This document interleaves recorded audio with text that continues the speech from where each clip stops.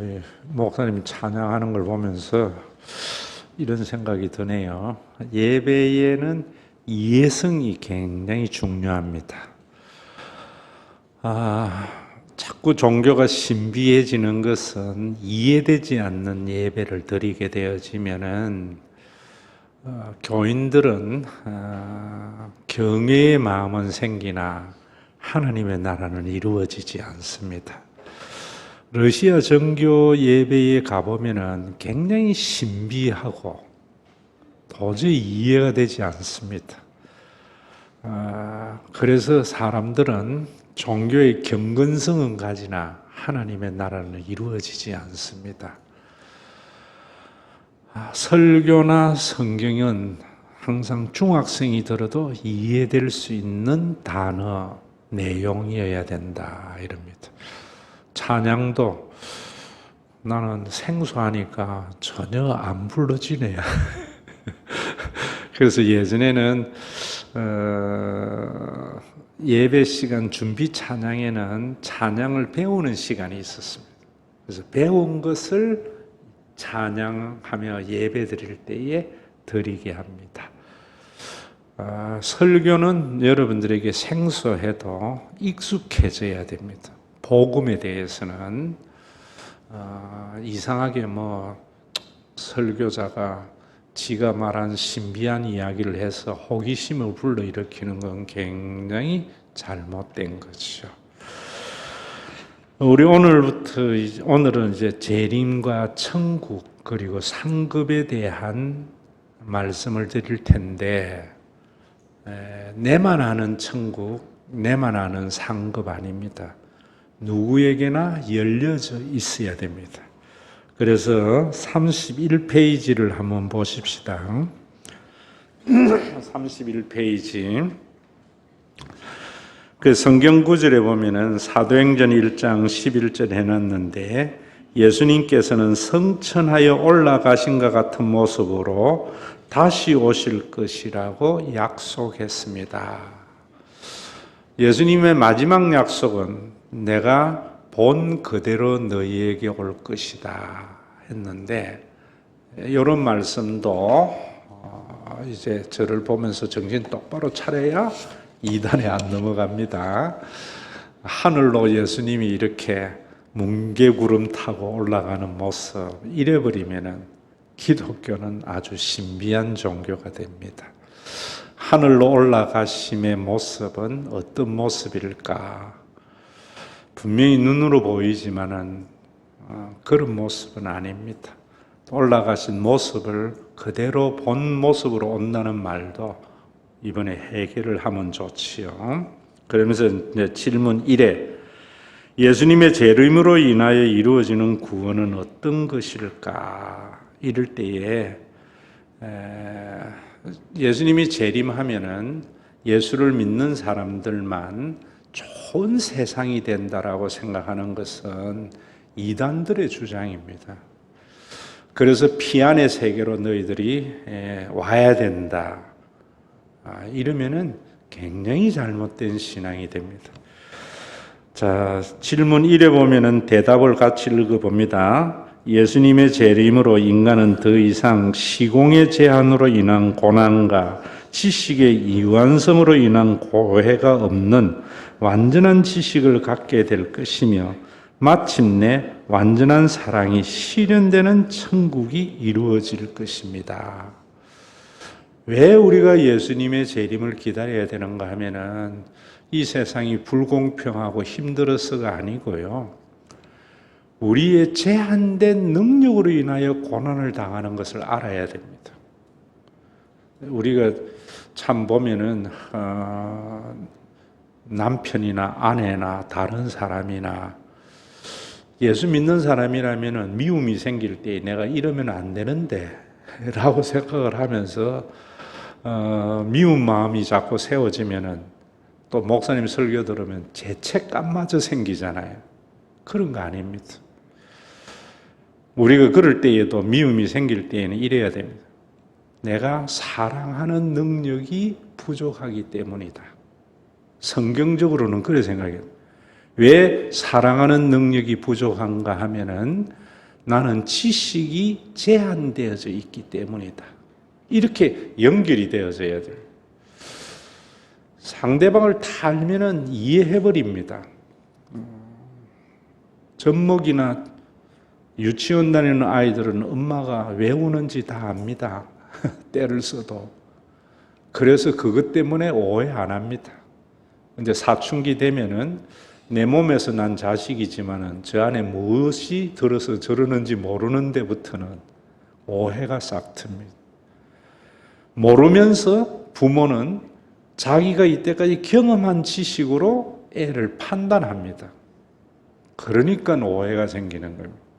그럴 때에 우리는 내가 모르는구나 라고 생각을 해야 됩니다. 그래서 제가 사랑의 능력이 부족이라는 것은 지식하고 연관이 있다라고 생각하는 겁니다. 그리고 여러분들이 돈이 좀 더 있었으면 하는 것은 뭔가 하면 시공의 제한성을 받는 인간이기 때문입니다. 돈이 없으면 버스를 못 합니다. 돈이 없으면 또 돈이 많으면 자가용을 가집니다. 그 모든 것이 뭐냐면 인간의 공간의 제한성을 극복하는 거거든요. 그런데 우리는 그 제한성의 극복을 통하여 고난을 당할 때 더 많은 돈을 통해서 더 많은 제한을 극복하려고 한다면 재성의 삶입니다. 어느 정도 극복은 되지겠지만은 우리 예수 믿는 사람은 그런 걸 보면서 우리의 제한된 능력으로 인한 초림의 하나님의 나라, 천국을 맛보는 걸 보면서 주 예수여 어서 오시옵소서 이래야 됩니다. 그래야 우리 신앙이 바르게 됩니다. 더 설명이 많겠지만 좀 여러분들의 소화를 위해서 넘어가겠습니다. 질문 2, 33페이지. 질문을 읽어보겠습니다. 시작.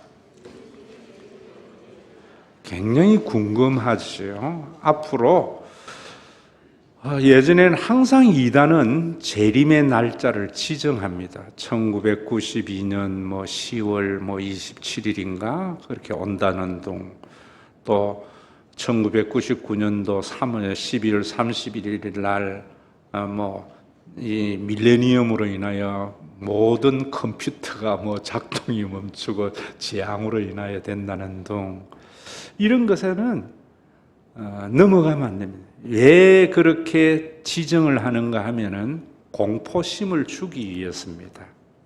성경은 뭐라고 하는가 하면은 언젠지 모른다. 그래서 그 뒤에 보면은 어느 때에 임하나이까 물으니까 볼 수 있게 임하는 것이 아니고 너희 안에 있느니라. 그러고 그날과 그 시는 알지 못한다 라고 하고, 그 다음에 데살로니가전서 5장 1절과 2절 다 같이 한번 읽어봅니다. 시작. 형제들이 너희에게 쓸 것이 없으면 주의 날이 이럴 때에도 조심해야 됩니다. 예수님을 도둑이라고 하면은 찰떡같이 듣지 못한 거겠지요. 도둑같이. 왜 이런 메타포를 쓰고 또 악한 도둑을 메타포로 썼을까? 도둑의 가장 큰 특징이 뭡니까? 네? 어느 때 올지 모르는 겁니다. 그래서 예수님의 재림을 도둑같이라는 것은 어느 때 올지 모른다 라는 이야기입니다. 이걸 믿는 것이 믿음입니다. 그런데 알고 싶지요, 인간은. 왜? 유한한 지식과 또 내 고생의 끝이 언젠가 그런 것 때문에 알고 싶지요. 그러나 항상 여러분들이 모른다 이래야지 이단에 빠지지도 않고, 또 여러분들이 모든 삶에도 마찬가지입니다. 자, 그러면은 35페이지 질문이 뭡니까? 예수님의 재림은 확실한가?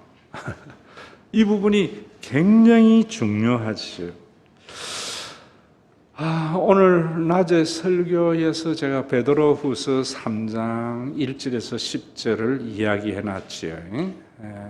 집에 가서 꼭 찾아보면서 은혜 받았어요. 저는 참 힘들 때, 억울할 때 그 말씀을 잘 읽습니다. 어디 가서 읽는다 그랬어요? 남산에 가서 잘 읽는다고. 참 억울하지. 여러분들이 뭐가 억울해요? 뭐 당하는 거 이런 건 괜찮아요. 어떤 게 억울해요? 내 속마음을 남들이 몰라줄 때. 그래서 내 마음을 나와 같이 알아주는 경상도 그 사나이가 참 좋다고 그러잖아요. 유행가에도. 지식의 유한성이지요. 그럴 때에 여러분들이 세상에 왜 이렇게 악이 간영하냐 할 때에 하나님 마음을 가지는 게 참 중요합니다. 그게 오늘 낮에 설교였지요. 그런데 재림이 확실한가 할 때에 이제 여기에 인격적인 신앙을 위해서 여러분들에게 말씀을 하는 거예요. 우리 목사님이 환상을 보고 재림이 있다고 그래. 성경에 재림이 있다고 했잖아. 이래버리면은 맹신주의자가 됩니다. 성경에 어떻게 재림이 있다고 했는가를 알아야 됩니다. 자, 그러면은 여러분들이 재림에 대해서는 이런 거하고 같아요. 내가 여러분들에게 다시 나는 죽었다가 다시 너희 가운데 올 거다고 이야기할 때에 내가 죽었다가 부활을 안 하면은 그 말은 진짜일까요? 아닐까요? 거짓말이지. 옛날에 영생교회에 조희팔이지? 라고 있었습니다. 자기는 영원히 산다라고. 안 죽는다고. 근데 죽었는데 아직까지 안 일어나고 있어요. 근데 얼마나 많은 사람이 그 사람 따라갔다가 배가 망신한지 모릅니다. 우리가 예수님이 부활을 하지 않았다면은 예수님의 재림을 절대로 믿어서는 안 됩니다. 이렇게 공부를 안 하니까 자꾸 교주나 목사님이 재림이 뭐 했다는 말을 믿으니까 교주 따라가는 신앙이 됩니다. 예수님의 재림에 확실한 것은 예수님이 부활하셨기 때문입니다. 여기 아멘 하셔야 돼요. 그래서 예수님의 부활은 예수님이 다시 오심에 대한 보증입니다. 보증. 그렇다면 예수님의 부활은 확실해야 되잖아요. 저는 예수님의 부활이 확실한 것을 지난 시간에 했잖아요. 그걸 믿으면서 저는 예수님의 십자가의 사건이나 재림을 믿었던 겁니다. 그런데 항상 기독교에서 여러분 김용옥이나 이런 그 쓸데없는 지식인 그런 사람을 지레기를 하면 해야 되나 식레기를 해야 되나 철학은 그 사람 참 좋습니다. 그러나 그 사람이 말하는 기독교라든지 이런 것은요 함부로 말하면 안 되죠. 내가 지 앞에서 철학 칸트 논하면 지 얼마나 우습겠어요. 근데 지가 내 앞에서 예수 논하니까 얼마나 우습겠어요. 그것도 몇 가지 주워들은 부분적인 지식을 가지고 판단을 해버린다고. 그런데 사람들은 명성에 그 사람은 다 알 거라 생각해요. 제가 대학에서 목회했잖아요. 백석대학에는 내가 있을 때에는 박사 학위를 가진 사람이 560명인가 있었어요. 신학 박사 학위 가진 사람이 120명이었어요. 근데 그 사람들이 다 아는 거 아니에요. 자기 전공의 박사지. 다 자기 전공 벗어나면은 일반 사람보다 훨씬 못한다고. 그런데 사람들은 그 박사 학위가 다 안다고 생각하는 거예요. 특히 우리나라 사람들은 그런 것에 잘 현혹돼요. 그래서 명품의 소비가 많은 나라이죠. 진용옥 같은 경우도 부활이 없다라고 이야기하고 항상 기독교에서는 부활이 없다라고 이야기해요. 왜 부활만 부정되면은 기독교는 다 사라지기 때문입니다. 하나님이 우리의 영원한 가족 만드신 것이나 다시 재림하실 것에 대한 어떠한 인격적인 신앙을 가질 수가 없습니다. 그래서 우리 교회 다니면서 여러분들이 예수님의 부활을 확실히 믿으셔야 돼요. 그 부분을 지난주에 제가 굉장히 강조했죠. 자, 부활은 재림에 대한 뭐라고요? 보증이다. 예수님이 왜 재림이 확실히 있는가? 그분은 부활하셨기 때문이다. 자, 요거 첫째 가져야 돼요. 두 번째로, 예수님이 재림하시고 난 뒤, 부활하시고 난 뒤에 약속이 뭐냐면은 성령을 보내어 주시겠다. 이렇게 말했습니다. 그러면 여러분들이 성령은 와가지고 방언을 하게 한다든지 이상한 은사를 하게 한다면은 기독교는 샤머니즘이 됩니다. 성령은 무엇에 대한 영이냐면은 예수님의 재림에 대한 보증의 영입니다. 이거 가르치는 교회가 없어서 저는 너무 답답합니다. 왜? 예수님이 마지막 돌아가시기 전에 거기 이제 집에 가서 찾아는 보세요. 뭐 요한복음하고 다 성경 구절이 있으니까 그 밑에 성경 구절 보면은 보세요. 요한복음 14장 35페이지 위에 14장 18절 19절 다 같이 한번 읽어봅니다. 시작. 내가 너희를 고아와 같이 버려두지 아니하고 너희에게 오리라. 그 다음에 그 밑에 14장 16절 내가 아버지께 구하겠으니 그가 또 다른 보혜사를 너희에게 주사 영원토록 너희와 함께 있게 하리라. 예수님의 마지막 약속입니다. 그러면 여러분들이 이 부분에서 한 가지 인격적인 신앙을 가지려면은 예수님이 성령을 보내어 주신다고 했는데 지금도 여러분들이 성령 받으면은 초대교회와 같이 방언하고 은사받아 이래버리면은 믿음의 상관성이 깨지는 거죠. 성경을 보면서 믿는 믿음은 예수님이 이 약속을 했는데 오순절에 성령이 임하셨습니까? 안 하셨습니까? 임하신 거지요. 그걸 믿어야 되는 겁니다. 그렇게 믿어야 인격적인 신앙입니다.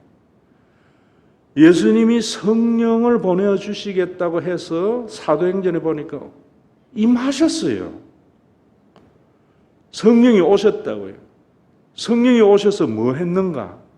초대교회에 보면은 거기에서 여러분들이 오순절 교회는 아무도 제 것을 지 것이라 하는 사람이 없이 바나바와 같이 재산을 다 팔아서 사도의 발 앞에 나서 핏절한 사람이 없다. 이래버리면은 공산주의나 이단이 된다.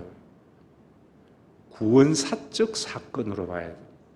자, 이 부분 잘 이해해야 돼요. 그리고 방언을 뭐 랄랄라 이런 거로 보면 안 됩니다. 거기에 보면 낭곧 방언이라고 그랬습니다. 그 말은 뭐 외국어입니다. 사도행전 2장에 나오는 것. 그런데 그 외국어인데 낭곧 방언인데 더 중요한 것은 성령 받고 나면은 그 다음부터 말이 달라져야 됩니다. 뭐 방언하는 게 중요한 게 아니고 말이 달라져야 돼요. 어떻게 달라져야 되는가? 옛날에는 맨날 남을 판단하고 정죄했던 사람이 남을 이해하는 말로 바뀌는 겁니다. 옛날에는 내 자녀만 잘 되기를 바라는 말 하던 사람이 이제 남의 자녀도 잘 되기를 바라는 말로 하는 거예요. 이런 변화가 초대교회에 있었다 이 말입니다. 이런 변화를 방언이라 안 하고 이상한 걸 방언이라 하니까. 자, 그러면은 여러분들이 왜 성령이 보증이냐 하면은 오늘 낮에 설교하고 겸하여 생각하세요. 모두 다 가지려고 해요. 모두 높아지려고 해요. 그런데 예수 믿고 나면, 하나님 믿고 나면은 부자도 아니면서 남 배려해요. 그래, 높은 자리에 아니라도 다른 사람을 섬겨요. 그러면 사람들이 조롱하겠어요? 칭찬하겠어요? 그래, 안 살아봐서 모르지. 그래, 살아보면은요, 사람들이 조롱해요. 베드로서에서 말한 대로. 지 앞가림도 못하면서 뭐 남 도와주려고 그래. 이런다고. 응? 지 몫을 챙겨도 못 챙기는 게 맨날 남들 뭐 섬기려고 이런다고요. 그런 조롱하는 자들에게, 그거는 이제 우리가 재성의 마음이죠. 하나님의 마음으로 보면, 제가 오전에 그랬잖아요. 하나님의 마음으로 보면은 생각의 변화가 일어난다. 한 영혼도 멸망하지 않고 회개하기를 예언하시는 하나님의 마음. 이 신비한 마음입니다. 성령이 이런 변화가 있을 때, 이제 이번 주에 성찬식 때문에 다 설교를 못하고 이제 다음 주에 설교가 있어요.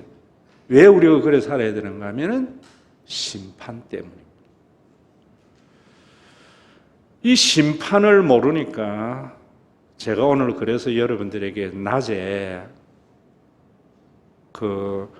이혜영 일가의 이야기라든지 안중근의 이야기라든지 이런 거 해드린 겁니다. 그걸 딱 이념적인 시각으로 보니까 애국지사 후손은 가난하고 친일파 후손들은 잘 먹고 잘 산다. 그러니까 지금 내가 정권 잡았을 때 이거 개혁해야 된다. 이런 거 사람들이 뭣도 모르고 막 찬성하고 과거사 정리 이래버린다. 과거사 정리는 그래 하는 게 아니라고. 분명히 이야기했지만은 이혜영 형제 가운데에 굶어 죽은 사람도 있고 해방 후에 부통령 된 사람도 있고, 응? 그 후손 중에 국정원 원장 지낸 사람도 있고 오선 지낸 사람도 있고 또 형제들끼리 서로 밀고 하고 죽이는 일도 있고, 친일파 후손 중에는 또 독립지사 후손 중에는 안준생 같이, 응? 아버지는 이토 히로부미 쏴 죽였는데 아들은 그 후손에게 사죄하는, 그래서 자기가 아버지는 우리 집안에는 재앙이었지만 국가에는 영웅이었고 나는 국가에는 재앙이지만 우리 집안에는 영웅이다고. 이 세상이에요, 세상에. 그럴 때 우리가 성경적인 관점에서 보면은 아버지가 친일을 했더라도 뭐 해야 된다고요? 회개하고, 아버지가 애국을 했더라도 나는 반민족적 삶을 사는 것에 대한 회개를 하고, 이게 중요한 거예요. 지금 우리가 회개하는 게 중요하지 예전의 것을 가지고 판단하고 정죄하는 게 아니잖아요. 이런 사고는 구원사를 알 때, 우리는 그래서 이 악한 세상 뒤집어지라 생각 안 하고 예수님의 재림을 통한 확실한 심판이 있는 것을 알기 때문에 우리는 회개한다고요. 내가 친일했던 사람은 애국으로 바뀌고, 애국을 했다고 해서 다시 그걸 가지고 뭐 그러는 일이 없고, 그게 성찬식인데, 오늘 성경에 여기는 없지만 설교를 다시 강조하는 의미에서 고린도전서 11장을 한번 띄워줘 보세요.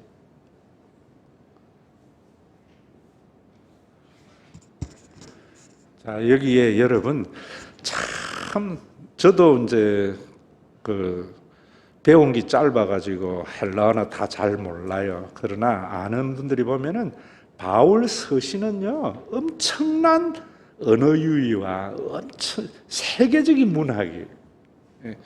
그는 탁월한 문학가예요. 여기 보면 판단이라는 말이 있지요. 이 판단이라는 말은 헬라어로 크리노멘이라는 말이에요. 영어로는 저지, 재판이라는 말이에요. 그런데 그 앞에 디에라는 말을 붙이면은, 접두사가 붙으면은 살핀다는 말이에요. 크리노멘 하면은 뒤에 크리노멘 하면은 크리노멘 당하지 않는다. 그 다음에 보세요. 32. 우리가 판단을 받는 것은, 우리가 재판, 받는 것은 크리노멘 하는 것은 제가 크리노멘 재판은 죽게 받는 징계니 이랬는데 저 크리노멘이 징계예요, 징계. 그래서 제가 에스겔서나 이런 말씀을 가지고 이야기할 때에 징계는 우리가 뭐나 하는가 하면은 하나님이 하는 징계는 개인이 잘못한 것을 가지고 하나님 징계하지 않아요, 잘. 그건 다음에 또 설교할 거리인데 그래 버리면은 기독교는 이상한 종교가 돼요.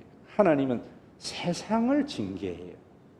세상을 어떻게 전쟁, 기근, 전염병, 치안의 부재 이런 걸 통해서.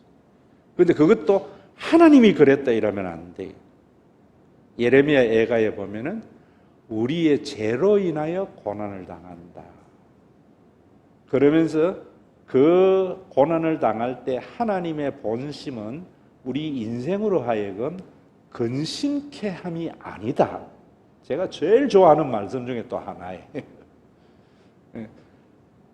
왜 우리가 이러는가? 거기에 보면은 이런 그래서 죽게 받는 징계니 할 때 이 징계가 영어로 discipleship. 근데 우리나라 제자 훈련은 뭔가 하면은 큐티하고 성경 구절 몇 개로 읽는 제자 훈련 시키니까 이상한 종교인 지식만 가득 차게 된다. 뭐가 제자 훈련인가 하면은 코로나가 제자 훈련이에요. 불경기가 제자 훈련이에요. 그 제자 훈련을 목적이 뭐라고 했어요? 베드로서에서 회개가 목적이라. 회개가. 징계는 항상. 그런데 그렇게 해결을 하지 않으니까 교회가 하나님의 나라가 회복이 안 되는 거지. 그러면서 징계의 목적은 이는 우리로 하여금 세상과 함께 뭐 했다고요? 정죄함. 이거는 카타크리노멘. 그래서 언어유희라는 거예요. 크리노멘이라는 단어를 가지고 디에를 붙였다가 카타를 붙여가지고 아주 강하게 이야기하는 거예요. 이거는 최종적인 판결. 최종적인 판결. 파이널리 컨뎀. 완전히 이거는 판사의 판결을 말해요. 그게 재림의 때가 있단 말이에요. 그래서 그 재림이 있기 때문에 우리는 항상 회개하는 것들. 하나님 앞에 기도는 어떤 기도해야 된다고요? 예수 믿는 사람은? 오늘 낮에 설교 안 들었나? 교회 와서 예배 딱 드릴 때 기도할 때 어떤 기도해야 된다고요? 원통해서 못 살겠네. 예수 믿는 사람의 기도는 원통해서 못 살겠네 기도예요. 그럴 때 목사님의 설교는 뭐 해야 되겠어? 네가 네만 생각하는구나. 하나님의 마음으로 그걸 봐. 그러면 원통함이 사라지면서 바른 회개가 일어나면서 하나님의 나라가 이루어지는데 이 놀라운 목회가 제가 눈을 씻고 봐도 어느 교회든지 없어요. 그런데 유튜브나 기독교 방송의 설교 들어보면은 목사님들 설교는 잘해. 그래서 제가 오늘 내린 결론이 뭐였어요? 사람은 듣는 대로 사는 게 아니고 뭐 한 대로 산다고요? 본대로 사는 거예요. 오늘 엄마들 회개하세요. 애 보고 맨날 공부는 하라고 자기는 드라마 본 거. 애들은 공부하라는 말에 공부 안 하고 엄마의 공부하는 모습 속에서 공부하지. 우리 애가 공부를 안 하거나 못하면은 내가 잘못했구나 이래야지. 엄마 드라마 보면서 공부하라니까 애는 책상에 앉아서 게임하고 있는 거예요. 교회도 마찬가지. 그래서 우리 교회가 저는 보면서 참 답답한 게 뭔가 하면 샘플이 되자는 거예요. 샘플이. 하나라도 있어야 되지 않겠나. 하나라도. 그런데 큰 교회들을 보면은 참 샘플의 모습은 없어요. 좋은 말 하는 것만 있다. 저는 내 설교가 좋은 말이 아니고 여러분들 우리 교회가 정말 샘플. 그래서 우리 아이들을 내 자녀와 같이 아버지는 가난해도 교회 때문에 부자 아버지 둔사의 삶을 살고 어른들 교회 재정 그래 써요. 남 안 퍼줘요. 뭐 천호동의 새 모녀 자살했다 이런 걸 보면서 사회 구제 그건 국가가 해야 되는 거예요. 그거는 국가가 해야 할 교회가 해야 할 일을 분명히 구분해야 돼요. 교회는 뭔가 우리 교회의 어르신들 이런 것들이 저는 샘플 지금은 내가 말로만 하고 있는 거예요.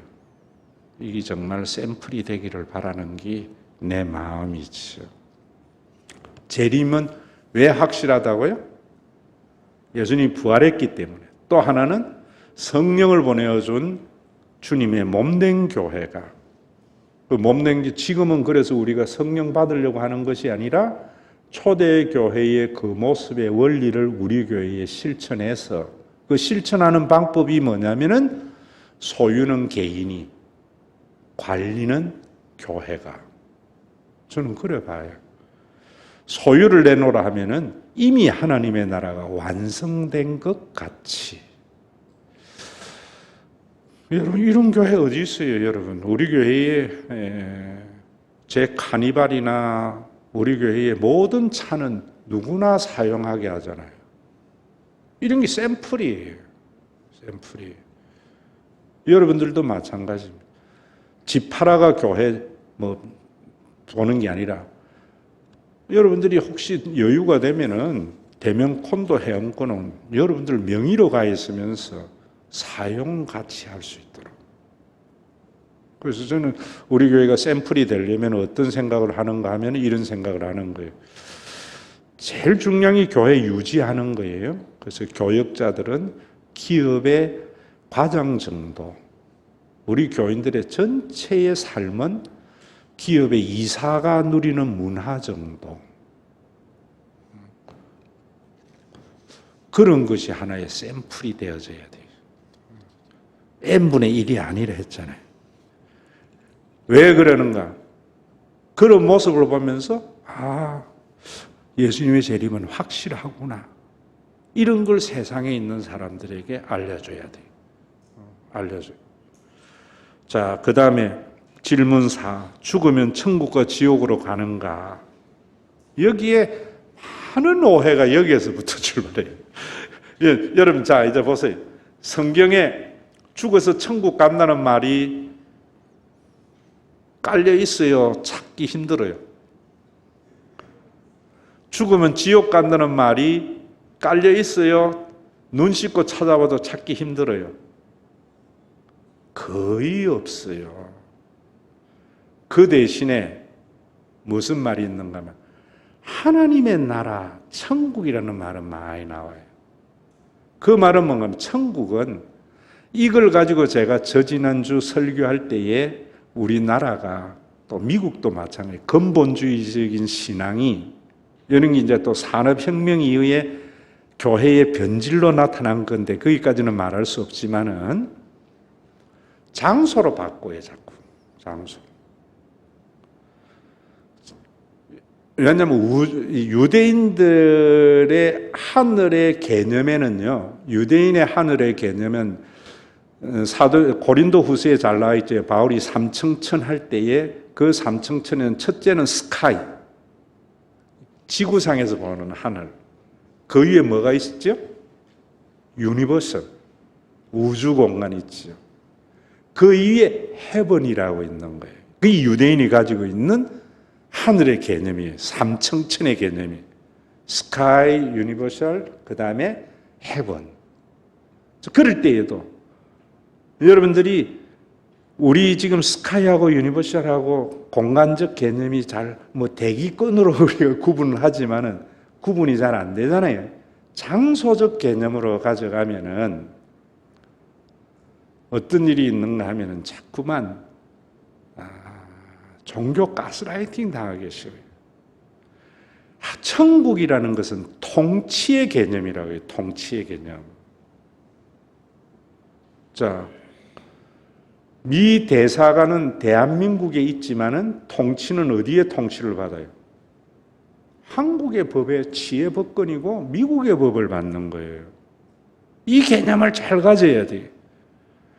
여러분들이 이 땅에 살면서도 하나님의 법의 통치를 받으면 천국이 되는 거고, 죽어서 완전한 통치를 받는 거예요. 그래서 천국의 성경은 어디에도 천당이라 안 하고 천국이라 그래요. 천국하고 천당은 천지차이예요. 항상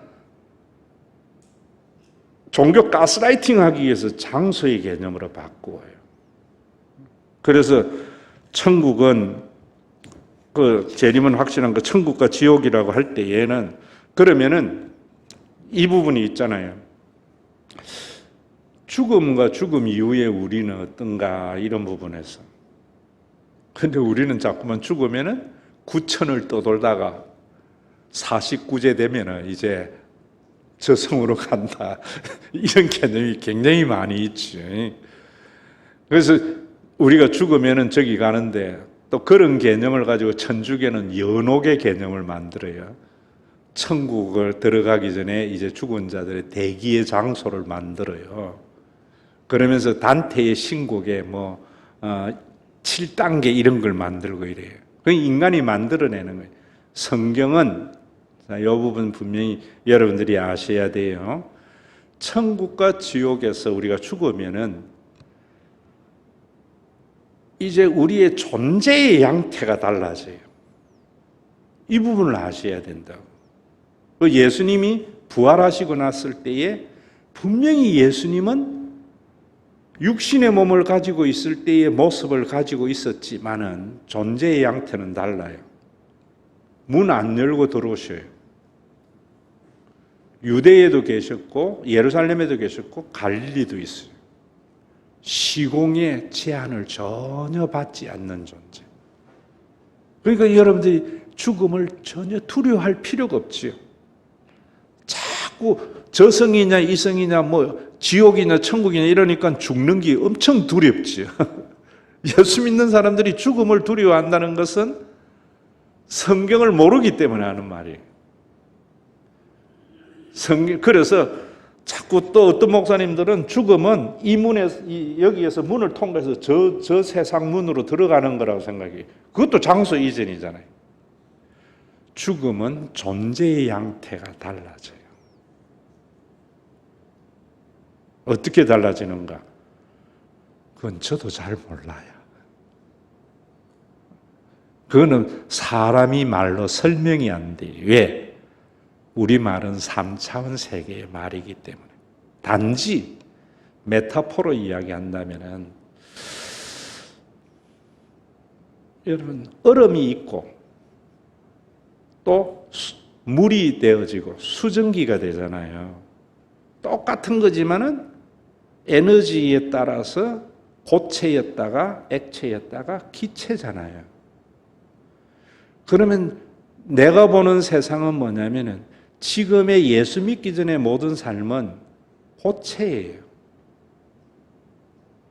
고체는 뭐냐면 고정된 관념으로 살아요. 여러분 보세요. 예수 믿는 사람들이 다 자기가 보는 게 다라고 생각하는 고체의 삶을 살면서도 자기는 구원받은 자예요. 그러니까 노자보다 못한 거예요. 노자는 인생을 뭐라고 이야기하는 건 상선약수. 최고의 선은 물과 같이 사는 거다 이랬어요. 그러면서 부정의 삶을 말해요.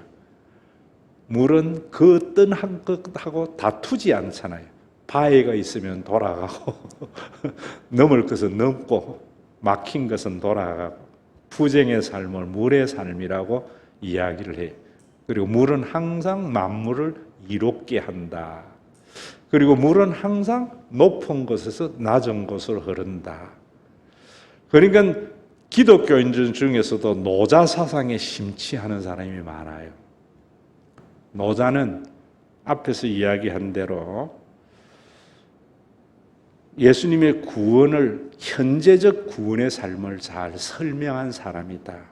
어떻게? 예수님을 안 보고 자기가 돌을 닦아서 그걸 가지고 노다를 신선사상이라고 그래요. 그런데 공자는 고체의 삶이 굉장히 저급해요. 저는 우리 기독교인은 이 땅에서 살아갈 때에 노자와 같은 물의 삶을 살아야 돼요. 부정의 삶, 만물을 이롭게 하는 삶. 왜 우리가 그래 살아야 되는가? 우리가 죽으면 수증기가 되는 거예요. 수증기는 보세요. 높은 곳에서 낮은 곳으로 흐를 필요도 없어요. 수증기는 넘어야 할 바위를 만나지도 않고 돌아가야 할 바위도 만나지 않아요. 아무런 제한이 없는 자유로움이 있어요. 노자는 그걸 못 본 거예요. 그건 예수 안에서만 있는 거예요. 물에서 오는 수증기가 돼야지 바다가 돼서는 안 돼요. 기독교인의 삶이. 그래서 여러분들이 참 억울하잖아요. 제가 오늘도 이야기했지만은 나는 전혀 그렇게 생각하는데 저거 수준에서 목사님은 헌금을 안 하니까 나를 좀 무시하는가? 내가 이래서 이러는가? 그럴 때 나는 참 억울해요. 그래서 그럴 때 남산 가요. 그럴 때 어떤 생각을 하게 되는가? 주 예수여 어서 오시옵소서. 부분으로 보는 것이 밝히 아는 날. 어쨌든 천국과 지옥은 존재의 양태가 다르고 죽음은 우리가 그 양태의 삶의 변화예요. 그래 보면은 돌아가신 저는 제 아버지는 항상 나와 함께 다른 양태로 계신다 이래 봐요. 예수님은 저 우주 끝 헤븐에 있는 게 아니고 또 다른 양태로 나와 함께 있다. 어떤 양태로 나와 함께 있는가? 종민이의 마음속에 거하시면서 나와 함께 있다.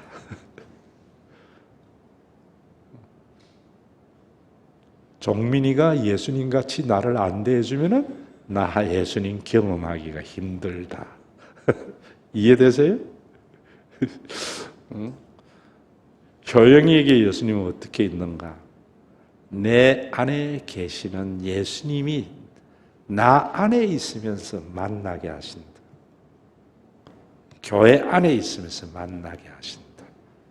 그런데 교회가 종교적인 집단이 되어버리니까 예수님 경험하기가 참 힘들지요. 그런 것도 우리 교회에서는 목회에서 제가 예전에 이야기 다 했어요. 하나님, 기도 제대로 하면은요,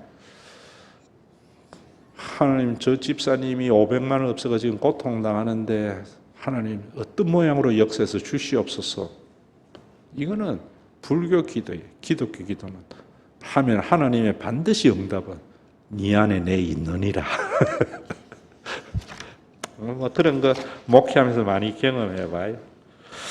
자, 그래서 5번에 천국과 지옥은 어떤 곳인가? 질문 5에 대한 대답 한번 읽어봅니다. 시작. 하나님의 심판과 천국과 지옥은 예수님의 초림으로 이미 이루어졌고 아직 완성된 것은 아니다. 또한 예수님을 믿음으로 이미 천국의 맛을 보며 살게 되고 믿지 않으면 이미 지옥의 맛을 보며 살고 있는 것이다. 그리스도인들은 예수님의 재림과 심판의 때를 카운트다운하며 살기보다는 예수님 안에서 일어난 구원의 사건을 믿음으로 받아들여서 천국을 맛보며 살다가 천국에 들어가는 신앙생활이 되어야 한다. 여러분들이 이제 이런 부분 빠뜨렸나? 재림은 확실 맞죠? 자, 그 다음에 거기에 요한복음 거기에 5장 24절 41페이지 요한복음 3장 제일 밑에 5장 24절 있지요. 다 같이 한번 읽어봅니다. 시작. 내가 진실로 진실로 너희에게 이르노니 내 말을 듣고 나 보내신 이를 믿는 자는 영생을 얻었고 심판에 이르지 아니하나니 사망에서 생명으로 옮겼느니라. 자, 45페이지를 펴보세요. 45페이지. 천국에 대한 상급으로 이제 넘어갑니다. 상급하면서 그거 설명할게요. 44페이지의 질문 1을 보면서 첫 번째 질문 1번 한번 읽습니다. 시작. 예수를 믿음으로 이 땅에서 얻은 영생은 무엇입니까? 자, 여기에서 저를 보세요. 예수를 믿어도 죽어요, 안 죽어요? 죽는데 무슨 영생을 얻어요? 이렇게 질문하는 게 당연한 겁니다. 그런데 교회에 가서 그런 질문을 하면 목사님이 뭐라 그래요? 믿음 없는 놈이라고 찍으니까 나는 아버지에게 너희 교회 다니라고 할 때 왜 다녀야 돼? 영생 얻는다고 해서 내가 예수제이들도 다 죽고 아버지도 죽을 긴데 뭐 영생 얻어요? 이러니까 아버지가 죽어서 천국에서 영원히 살고 지옥에서 영원히 산다고 하는데 그게 대답이 이해가 안 되더라고. 영생이라는 말은 한국의 한자지요. 길영자, 생명생자, 영원히 산다라고 하지요. 헬라어에는 그 말이 조에라는 말이에요. 생명이라는 말이에요. 그런데 일반 헬라어에는 조에 하면은 생명을 말하는데 그 말을 차용해 와서 요한은 예수님이 이루신 구원에 적용을 한 거예요. 그 적용을 한 것이 뭐냐면은 영생은 영원한 존재의 양태. 제한된 인간의 존재의 양태는 테이크예요. 그래서 인간은 뭐든지 가져야 돼요. 왜? 유한하기 때문에. 영원한 존재의 삶의 양태는 기브예요. 그래서 우리가 예수를 믿으면 이 땅에서 영생을 얻는다는 것은 기브의 삶을 살게 되었다. 그런데 교회에 다니면서 항상 테이크하려고 했지 기브하려고 안 한다고. 그러니까 거꾸로 사니까. 그래서 교회의 기브는 은혜가 있어야 되는데 보상신학으로서 변질된다. 그 다음에 두 번째로 질문이 뭐냐면 예수를 믿지 않으면 벌써 받은 심판은 무엇인가? 그리고 세 번째, 현재의 고난과 좋게 비교할 수 없는 장차받을 영광은 무엇인가? 그 밑에 설명을 읽어보고 45페이지 한번 보세요. 유명한 성경 구절이죠. 제자 훈련하면 다 암송하는 성경 구절입니다. 요한복음 5장 24절에서 25절에 보면은 내가 진실로 진실로 너희에게 이르노니 내 말을 듣고 나 보내시니 예수를 믿는 자는 영생을 뭐 했다고요? 얻었고. 그 옆에 제가 뭐라 적어놨어요? 현재형이다. 여러분들이 예수님의 말을 듣고 현재로 기브의 삶을 사는 것이다. 이런 말이에요. 그리고 그 기브의 삶을 살아야 하는 이유는 뭐라고요? 심판에 이르지 아니하기 때문이다. 미래형이에요. 그걸 제가 카타크리노멘을 오전에도 설교하고 조금 전에도 말했지요. 우리가 왜 영생을 살아야 되는가? 심판에 이르지 아니하려고. 그러면서 우리가 영생의 삶을 살기 위해서 사망에서 뭐 했다고요? 생명으로 옮겼느니라. 완료형이에요. 언제 옮겨졌어요? 2000년 전에 예수님에 의해서. 그 사실을 받아들이는 게 믿음이다. 이런 말입니다. 자, 그러면은 그 뒤에 나오니까 또 할게요. 질문 1에서 1, 천국에서 상급은 무엇인가? 종교적인 가스라이팅을 하는 교회는 항상 보상을 말해요. 헌금 잘하면은 부자 만들어주고, 목사님 말씀 잘 들으면 높은 자리에 올라가고, 교회에서 봉사 열심히 하면은 자녀 잘 되고, 전부 보상이지. 그러면 기독교는 다른 종교와 인간적인 종교가 돼요. 천국의 상급은 그 뒤에 보면은, 그래서 천국에 갔을 때에 열심히 예수 믿은 사람은 큰 집에 살고, 대충 믿은 사람은 예수만 믿으면 구원을 얻는다니까 오막살이에 살고 그러면 천국이겠어요? 아니겠어요? 네? 천국에 갔는데 어떤 사람은 100평짜리 한강 뷰가 있는 집에 살고 어떤 사람은 저 미아리 단칸방에 살고, 그럼 그 천국이 아니에요. 천국 아니지. 차등 때문에 우리가 힘든데, 지금 우리나라가, 제가 그래서 그런 이야기 하잖아요. 이런 걸 알면은 세상이 보인다니까요. 부탄이 행복지수 높은 것은 뭐로 때문이라 했어요? 왕하고 백성의 삶에 별 차이가 없기 때문에. 교회가 그러면 안 돼요. 언젠가는 사민주의에 대해서 설교하겠는데, 북유럽과 같은 모습은 가져야 되지만 사민주의로 만들면 안 돼요. 그런 모습. 잘 아셔야 됩니다. 차등과 차별이 없는 곳이 천국이에요. 그러면 왜 신앙생활을 해야 되고 열심히 해야 되는가? 이게 이제 신비예요. 그래서 천국에는 48페이지는 집에 가서 읽어보세요. 항상 천국의 상급은 면류관이라는 거예요. 이 면류관이라는 말은 요즘은 잘 안 쓰는 말이지요. 요즘 말로 하면 메달이라 이 말입니다. 천국의 메달. 천국에 가면은 금메달 받는 사람이 있고 은메달 받는 사람이 동메달 받는 사람이 있어요.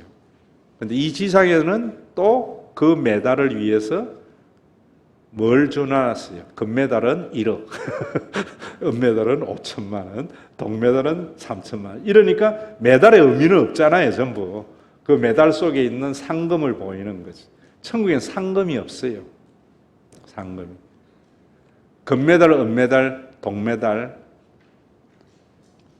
따른 보상은 없는데, 보상이 뭐냐면 기쁨의 강도의 차이가 있어요.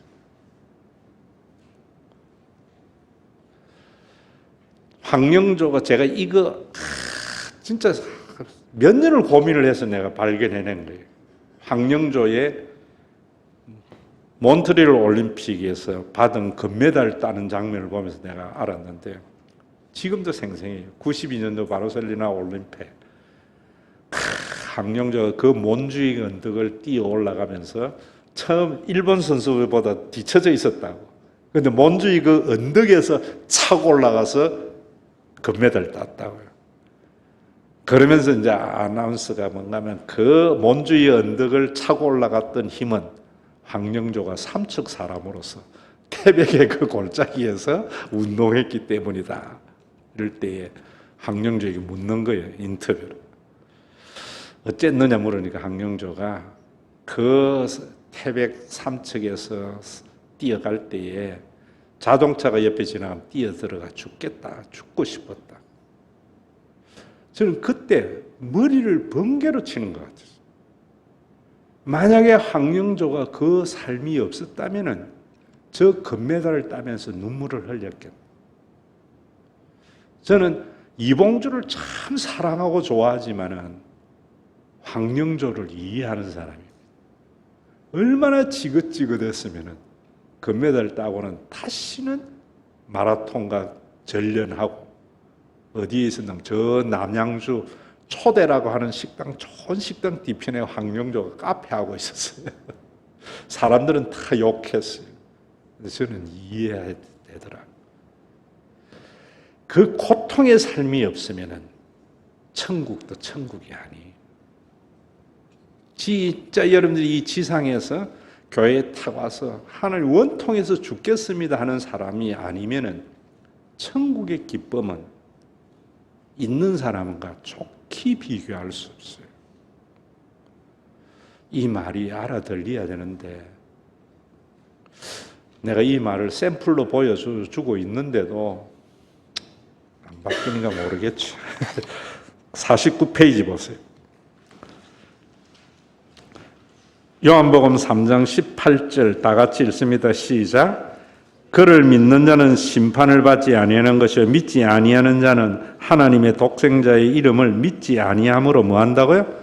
벌써 심판을 받았다. 자, 이게 굉장히 중요해요. 이 세상의 모든 고난은 징계지만은요, 예수를 안 믿는 자는 이미 심판을 받았어요. 교회 다니는 사람도 마찬가지. 이미 받은 심판이 뭐냐면은 로마서 6장 23절에서 잘 말하고 있어요. 하나님의 은사는 의와 평강과 로마서 3장 23절은 모든 사람이 죄를 범하였으며 하나님의 영광에 이르지 못하더니 라고 말을 하고 있는데, 자, 요거 잘 보세요, 여러분. 이미 받은 심판은 뭐냐면은 죄의 싹슨 사망이라고 할 때에 그 사망은 생물학적 죽음을 말하는 게 아니에요. 죽음의 정의는 죽음은 히브리어로 분리된다는 거예요. 죽음도 세 가지의 죽음이 있어요. 하늘도 세 가지가 있듯이. 하나는 뭐냐면 생물학적 죽음이라는 것은 우리 몸에서 영혼이 분리되는 거예요. 자, 그러면은 분리되면은 인간이 아니에요, 더 이상. 자꾸 이걸 가지고 3분설, 2분설로 이야기하면 안 돼요. H2O는 물이에요. 갈라지면 수소고 산소지 물하고는 전혀 상관없는 존재예요. 저는 영혼과 육체가 분리되었지만은 존재의 양태가 달라진 거지 흩떨어지는 게 아니에요. 그 존재의 양태가 달라질 따름이 있어. 그러면 우리가 여러분들이 생물학적 죽음이 있는가 하면은 그리고 난 뒤에 완전히 하나님과 분리되는 것이 최종적인 심판이에요. 그러면 그 전의 심판은 뭐냐면 우리가 이 세상에 살아가면서 하나님과 분리된 삶을 사는 거예요. 내가 내 인생의 하나님이 되는 것이 죄예요. 내가 내 인생의 하나님이 되면은 다른 사람을 내가 판단하는 자가 되어져요. 저 인간 왜 저래 살아? 저 사람 왜 저러지? 그런 게 다 타인에 대해서 하나님 노릇하는 거거든요. 자기는 다른 사람에게 하나 판단받기를 싫어하면서 다른 사람은 늘 판단하잖아요. 그게 자기가 하나님같이 되는 게 그런 거예요. 또 판단만이 아니에요. 소유자가 되려고 하는 사람. 관리자가. 그런 게 다 하나님같이 되는 것은 하나님과 분리된 상태의 인간이에요. 그러면은 죄는 사탄이 인간에게 시키는 일이에요. 그런 걸 가지고 여러분들이 뭐 도둑질하는 거하고 남 욕하는 거하고 이런 것은 죄가 아니고 그거는 범죄예요. 죄의 본질 원죄라는 것은 하나님 같이 사는 거예요. 그럼 내가 남을 판단하고 소유자로 살려고 하면은 내가 지금 누구 일을 해주는 거예요? 사탄 일을 그래 해주는 거예요. 사탄 일을. 그러면 사탄이 일해 줬으니까 사탄이 일한 대가를 줘야 돼요? 안 줘야 돼요? 내가 여러분들에게 일을 시켰으면 줘야지. 그 주는 게 뭐냐면 사망, 죽음, 하나님과 분리된 상태를 주는 거예요. 그러면 분리되면은 인간에게 나타나는 증상이 뭐냐면은 심리적 파탄이에요. 영원한 존재로부터 분리된 인간은 심리적으로 불안하고 염려해요. 여러분들의 자녀에 대해서 걱정이 돼요, 안 돼요? 걱정이 되지. 그런데 걱정이 되는 것은 누가 나에게 사망을 싹수로 준 증거에 사탄의 노릇을 해주니까 사탄이 애나 하고 주는 게 염려라고. 그럴 때 막 욕심 부리고 싶어요, 안 부리고 싶어요? 욕심 부리고 싶지요. 그럼 누구 일을 해줘서 누가 싹스를 준 거예요? 사탄이 준 거예요. 사탄을 이렇게 해야지 자꾸만 도깨비 신앙으로, 오멘 신앙으로 가져가는 게 이상한 종교가 되는 거예요. 여러분들이 염려하고 욕심 부리고 이런 것은 다 하나님을 의지하지 않고 내가 하나님 되려고 하니까 사탄이 나에게 삭스를 지불한 건데, 그런 사람은 이미 지금 뭐 하고 있는 거예요? 하나님에게 심판을 받고 있는 거예요. 벌써 심판이라는 게 그런 거예요. 그래서 그러면은 내가 욕심이 생겨서 종민이보다도 더 많은 것을 가지고, 나하고 종민이하고 둘이만 사는데 여기 사는 건 요만큼 있어. 내가 더 받으려고 해. 사탄의 일이지. 그러면 종민이는 점점 작아지겠지, 몫이. 그러면은 종민이가 가만히 있겠어요? 달라들겠어요? 더 가지려고 하지요. 생존 경쟁이 일어나지요. 이게 사탄이 인간에게 준 싹시란 말이에요. 그 최고의 절정이 전쟁의 모습으로 나타나는 거죠. 개인에게는 생존 경쟁으로 나타나는 거죠. 그래서 노자는 부쟁의 삶, 물과 같이 다투지 않는 삶을 이야기를 하지만은 제한된 인간이 어떻게 부쟁의 삶을 살아갈 수 있겠어요? 제한된 인간이. 그래서 노자의 사상은 신선 사상인데, 기독교하고 이 차이를 모르니까 목사들 중에서도 노자 존경하는 사람들이 너무 많아. 기독교는 뭐냐면은 우리가 이렇게 부쟁의 삶을 살아갈 수 있도록 선물로 준 게 뭐예요? 교회라는 거예요. 그러니까 여러분들이 우리 교회 샘플이라는 게 얼마나 중요한지 몰라요. 이런 교회에 있으면은 저는 그 교회는 언제나 여러분들이 옮겨가도 내가 탓 안 할 거예요. 그 교회에서 아버지가 가난해도 교회가 아버지 노릇 해줄 수 있는 교회. 여러분, 제대로 된 이재용의 아들이 서울대학 가려고 발부둥 치겠어요, 안 치겠어요? 서울대학 나온 놈을 비서실장 시키는데 뭐 지가 서울대학 가려고 이재용 아들이 삼성전자에 있으면서 월급 많이 안 준다고 데모하면 그 정신병자이 아니에요. 정신병자지. 그런데 삼성전자가 아버지 회사가 내 것고 내가 아버지 회사라는 생각이 없으면은 당연히 그러겠죠. 교회가 교회다워지는 것이 저는 그런 거예요. 여러분들이 사탄의 일을 하면서 염려하고 근심하고 욕심 부리고 다른 사람을 착취의 대상이나 이김의 대상으로 가지지 않도록 교회가 존재하는 거예요. 이게 노자하고 다른 거예요. 근데 이래 살면은 목사님은 좋겠어요, 안 좋겠어요? 목사님 힘들어요. 여러분, 가정이 있기 때문에 좋은 가정은 참 자녀들은 좋지만은 부모는 힘들어요, 안 힘들어요? 힘들지. 아버지는 열심히 일을 해와가지고 지를 위해서 돈 써요, 가족을 위해서 써요.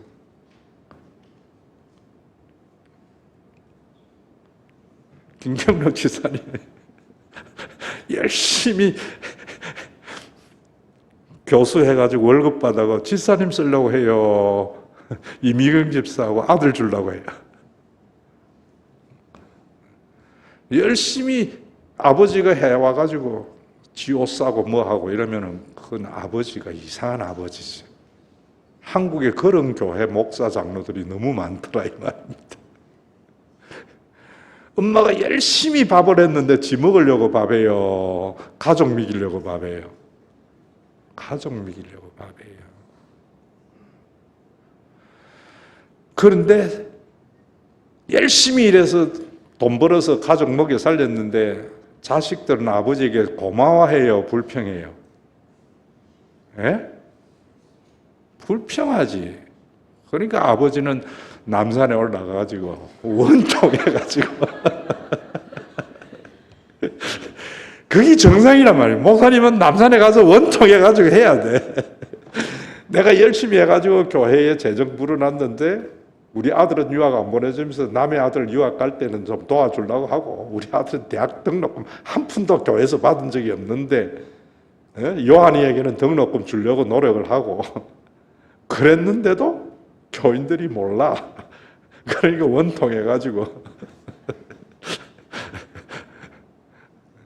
그러니까 하나님이 하시는 말씀이 이놈아 회개하도록 기다리는 왜 하나님의 마음은 너에게 없나 이러는 거지. 참 교회라는 게요 노자하고 예수님이 이루신 구원의 그 차이는 99.999는 같은데 0.001이 달라요. 사탄과 하나님은 항상 0.1이 다르지 완전히 다르지 않다니까요. 이게 이해되는 사람은 영적인 눈이 열린 사람이에요. 이렇게 자세히 이 강사가 말했는데도 모르면 할 수 없는 거예요. 자, 그러면은 무엇으로 그 뒤에 이제 52페이지 무엇으로 인한 고난의 신앙생활인가? 자기의 죄로 인하여 고난을 당하는 것은 당연한 거예요. 자, 그 고난이 이런 거 같다 그랬어요. 아버지가 열심히 돈 벌어서 아내 명품백 사주려 하고 자식에게 메이커 옷 사주는 것을 보면서 지는 저 공세동에 내 보물 창고 있어요. 공세동에 가면은 내 옷 사는 데 있어요. 주로 70%에서 90% 그것도 여름 옷을 5월에 가면은 70% 했다가 이제 8월 막바지 가면 90%까지 가요. 나는 105 사이즈라서 잘 없어. 남자 95 사이즈는 막 널려 있어요. 여자들 옷도 그거 가면 막 이보다 더 큰 창고에 다 있어요. 온통 메이크업, 뭐 타임이나 뭐나 다 있어요. 근데 자식은 백화점에서 사줘요. 참 그런 고난이 그리스도의 남은 고난이에요. 그런 고난이. 제가 그걸 깨달은 것 중에 하나가 그게 이제 신학교 때 우리 딸하고 이야기. 왜 여러분들이 예수를 잘 믿어야 되는가? 내가 신학교 들어갔을 때 사업을 하다 들어가서 제일 힘든 게 책상에 앉아 있는 거였어요. 또 키질도 그래요.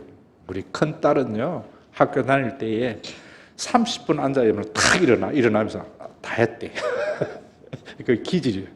둘째 딸은 3시간, 4시간 앉아있고도 띵하게 공부해. 근데 나중에 보면은 30분 한 거나 4시간 한 거나 다 아는 거는 똑같이 알고 있더라고. 진짜 난 책상에 앉아있는 게 힘들었어. 그래서 참 겨우겨우 신학교를 졸업했는데 또 여러분들에게 내가 이야기하자면 나는 기질상 시험 치기 위해서 공부하는 거 너무너무 싫어해요. 시험만 안 치면 이 세상에 제일 좋은 게 공부인데 시험 치기 때문에 공부가 제일 싫었어요. 돈 버는 것도 그래요. 월급 받으려고 돈 벌 때 너무너무 힘든데 월급하고 상관없이 목회하는 것은 너무너무 행복해요. 그래서 신학교를 졸업하는데 그때 총신에 우리 영실이가 7살이고 대일이가 뱃속에 있을 때예요. 잔디밭에서 이래 나오는데 우리 7살짜리 딸이 아빠 왜 상 못 받아 이러더라고. 그때 탁 치더라고. 아, 천국이 이런 거겠구나. 상 못 받는 것에 대해서 수치감이 안 들어요. 왜? 딸하고 나하고는 너무나 좋은 관계에 있기 때문에. 또 졸업하는 기쁨이 너무나 크기 때문에 상은 눈에 안 들어왔기 때문에 천국에 들어갈 때 그렇게구나. 네 왜 그따위로 예수를 믿었어? 예수님이 믿을 때에 질책하는 모습은 추워뒀기 때문에 부끄럽지는 않을 거다. 그런데 천국에 들어가는 기쁨이 너무 크기 때문에 그 수치를 넘어서는 희락이 있을 거다. 이걸 부끄러운 구원이라 하고, 천국에 들어갈 때에 예수를 안 믿었다면은 겪지 아니해야 할 삶들을 원통한 기도를 날마다 드린 사람은 주님 은혜 때문에 구원 얻지만 할 때 주님이 꼭 안아주면서, 요즘 제가 아이들이 용돈보다는 잘 안아줘요. 그것도 남자 아이들만 안아줘요. 아무리 어려도 안아주는 이유는 그 마음 느끼라고. 예수님이 내 네 마음 안다. 내 네 마음 안다. 나도 지상에 있을 때 저희를 위해서 십자가 못 박히는데 네가 하나님의 아들이라면 내려와 보라 하고, 얼마나 나를 그랬는데 아버지여 저들이 알지 못하여 저러하오니 저들의 죄를 용서해달라 할 때 피눈물 흘리는 기도였다. 그럴 때에 이 땅에 그리스도로 인한 고난이 크면 클수록 그 기쁨은 이루 말할 수 없어요. 그런데 그 그리스도를 인한 고난이 교회당 크게 짓고 교회가 좋은 일 많이 하는 데에 동원되는 것이 아니고,